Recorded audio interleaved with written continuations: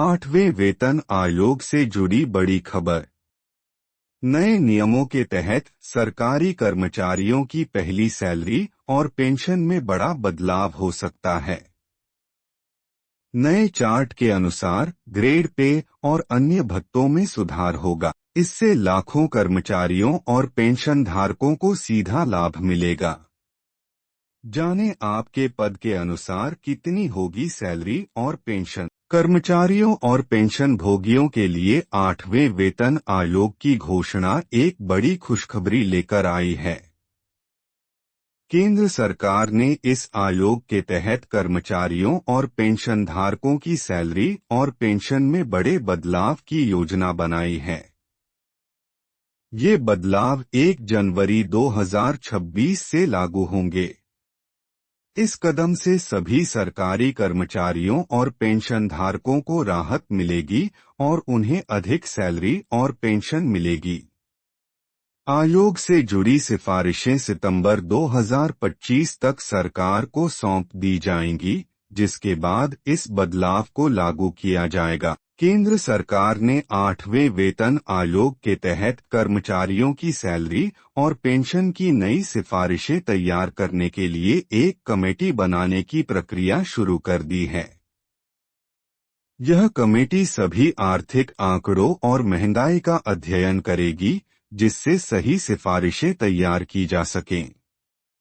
इस बार अन्य वेतन आयोगों के मुकाबले काम में तेजी देखने को मिल सकती है, क्योंकि डिजिटल तकनीकों का इस्तेमाल किया जाएगा, जिससे रिपोर्ट तैयार करने में कम समय लगेगा।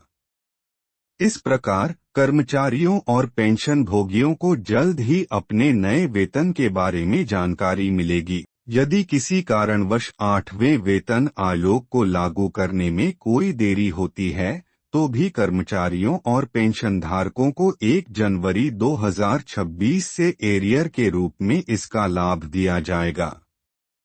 एरियर का मतलब है कि इस तिथि से पहले जितने महीने के लिए यह वेतन और पेंशन बढ़ाई जाएगी, वह सभी बकाया रकम एक साथ दी जाएगी। हालांकि इस बार सरकार ने इस प्रक्रिया को तेज करने का संकल्प लिया है, जिससे इस बार समय पर सिफारिशों को लागू किया जा सकता है। 8वें वेतन आयोग में फिटमेंट फैक्टर का बड़ा योगदान होगा। फिटमेंट फैक्टर वह आधार है जिस पर कर्मचारी की सैलरी और पेंशन में बढ़ोतरी की जाएगी। पिछले वेतन आयोगों में फिटमेंट फैक्टर अलग अलग था। छठे वेतन आयोग में यह 1.86 था, जबकि 7वें वेतन आयोग में यह 2.57 था। इस बार फिटमेंट फैक्टर को 1.92 पर रखने का अनुमान है। कर्मचारियों के बीच यह फिटमेंट फैक्टर में कमी पर सवाल उठ सकते हैं, लेकिन यह आर्थिक मानकों और महंगाई के अध्ययन के आधार पर तय किया गया है। इस कमी का उद्देश्य यह सुनिश्चित करना है कि सैलरी और पेंशन में उचित बढ़ोतरी हो, और यह सभी आर्थिक स्थिति को ध्यान में रखते हुए किया गया है। 8वें वेतन आयोग के तहत नई सैलरी और नई पेंशन की गणना के लिए एक साधारण गणना फॉर्मूला होगा। उदाहरण के लिए, दिसंबर 2025 की बेसिक सैलरी को फिटमेंट फैक्टर 1.92 से गुणा करके कर्मचारियों की नई सैलरी तय की जाएगी। मान लीजिए कि यदि किसी कर्मचारी की दिसंबर 2025 की बेसिक सैलरी 50,000 रुपये है, तो इस सैलरी को 1.92 से गुणा करने पर उनकी नई सैलरी 96,960 रुपये हो जाएगी। इस प्रकार फिटमेंट फैक्टर के लागू होने से कर्मचारियों की सैलरी में अच्छी खासी बढ़ोतरी होगी। इसी प्रकार पेंशन धारकों के लिए भी इस फॉर्मूले का पालन किया जाएगा।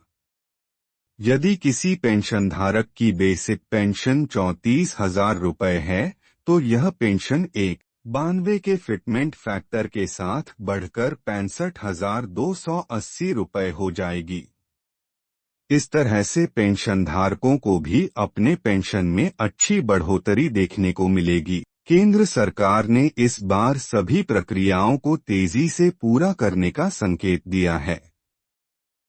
सरकार के द्वारा शुरू किए गए कदमों से कर्मचारियों और पेंशन भोगियों को जल्द ही बढ़ी हुई सैलरी और पेंशन का लाभ मिलने की संभावना है।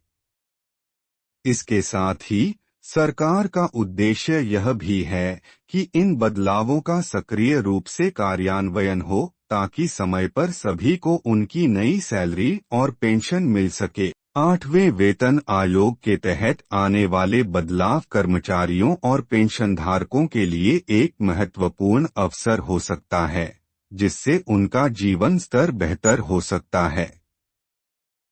इसलिए सभी कर्मचारी और पेंशनधारी इस बदलाव का लाभ उठाने के लिए तैयार रहें और सरकार द्वारा दिए गए निर्देशों का पालन करें।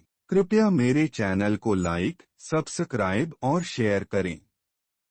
आपका समर्थन मेरे लिए बहुत मायने रखता है और इससे मुझे बेहतर कंटेंट बनाने की प्रेरणा मिलती है।